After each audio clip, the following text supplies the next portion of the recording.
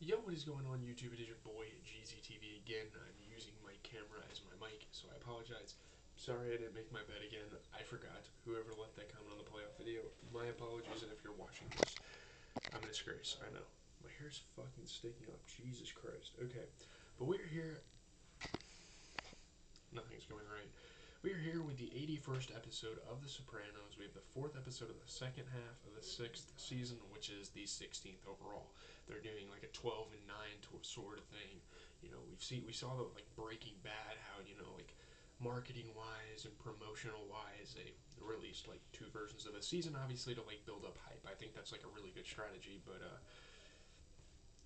yeah, we get a couple new characters. We get a death or two, and we get a couple of characters that are not going to be a part of the series anymore that I learned about later. So we're going to talk about what happened, kind of have a mini discussion. Again, you guys kind of know how these videos go. Sorry about the background noise. I have roommates. Let's get into it. So getting into kind of what happened, the synopsis. So Tony's losing streak in sports betting continues. It's not looking good for him. He's continuing to put down lines and bets and just losing them all. And it's so funny how like culturally relevant that is now with like all the sports betting going on now, with all these online platforms like DraftKings and FanDuel and shit. It's crazy. So when Hesh asks him about repayment of the $200,000 bridge loan, Tony pretends to have forgotten it and offers to pay the VIG. A VIG is like a cut, a margin, kind of like it's like a fee, I guess, that Tony's paying for not paying the 200,000. So I guess. So Hesh was not charging interest and is insulted that Tony treats the loan as a mere business transaction. It's like, we care about each other, we're good friends. Like, what the hell are you doing? You're acting really brash, you're acting really weird about the whole situation. And yeah, Tony calls Hesh a Shylock in front of his crew, which is like completely crossing the line. Um, it's a I don't know. I think it references something from like Shakespeare. I don't really know all the cultural references. I'm a little too young for that. This movie is definitely a cultural, or this show is definitely a cultural piece. Like everything they bring up is really interesting. But anyway, later Hesh says to his son-in-law, "At what point is it cheaper for him to settle it another way, by killing him? Because he knows how the Italians act. He knows how the mobsters act out, and they stand on business." I mean, there's no other way to put it. Italians stand on business when it comes to this stuff, especially if you're in a crime family. I'm not stereotyping Italians, but especially the mobster ones, those are the ones that are like, yeah, you don't want to fuck with them. You don't want to push the limits. You don't even want to try them once, or else they're gonna flip a fucking lid and kill you. So Carmela sells the spec house with its substandard materials to her cousin Brian Camerata and his pregnant wife.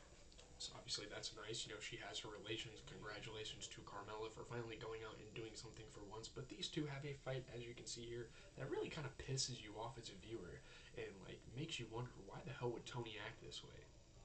It's kind of ridiculous. But she tells Tony that she has cleared $600,000, and he assumes that half the profit is his. I mean, yeah, that is true. I mean, he was an investor. He put the down payment in, bought some materials, but like, this was Carmela's idea. This was her business venture. So let her have her fun. Let her kind of bask in her success. Like, I don't know why the hell Tony here is trying to get so involved, try to take shit away from her. Again, I understand. I understand it. Like, it's your money, but like, dude, you know what I mean? So Tony wants to bet it on a sure thing, but Carmela refuses, and he yields to her. The sure thing wins, but he reveals to Carmela that he only had $10,000 to bet on it. It's like, dude, what the like? This is the most selfish fucking shit we ever see Tony do on this show. It's like, are you kidding me? Oh, I only bet 10,000 on it. Like, I understand, you're down in the dumps and you have to pay Hesh, but that's your fucking fault, not Carmela's. Um, this leads to a furious argument about money. I don't know why the hell he lashed out like this. I mean, it is kind of like Tony, but again, it really isn't, especially like towards your wife. And I feel like if the members of the mob saw this, they would be very concerned for him and all this stuff. Tony refers to her taking $40,000 from his stash savings in their bird feeder as well, bringing up old shit, which is fair to an extent, but it's like, man, why would he act like this? He manhandles her, and she throws her Eladro figurine at him, breaking it. So shit gets real. It's going down between these two. So Later, he apologizes and they reconcile after he agrees to control his gambling. He needs to find other ways to make money. He is a mob boss. He has to find other ways to make money. Like, this is super unreasonable for him to just go around asking people for gambling money. Oh, I have to pay this big. Oh, like, you're a boss of the family. Like, you know what this makes you look like, right? So, she is worried about the many threats they are facing. And she's, like, telling Tony, like, you're not even, like, willing to go get the damn paper. Like, I can't even imagine what you're going through right now. Tony says he survived being shot. Big picture wise, I'm up, way up, and kind of has like that gambling mindset, which is kind of funny how that kind of circles around and that how that kind of influences his mentality. But Vito's widow, Marie, asked Tony to help her son, Vito Jr., who's put on weight and begun wearing goth makeup, deliberately misbehaving since his father's death, pretty much rebelling against any societal norms, being a classic teenager. Oh, you told me to do this, I'm going to do the exact opposite sort of situation. It happens, it's pretty normal. Maybe they exaggerated it a little bit on the show, but yeah. Marie requests $100,000 to move her family to Orono, Maine to start over, which is a big ask, especially for everything that's kind of on Tony's plate right now. Tony's reluctant. Both he and Phil, Marie's second cousin, talk to him to no effect. This kid is not listening. He does not give a fuck.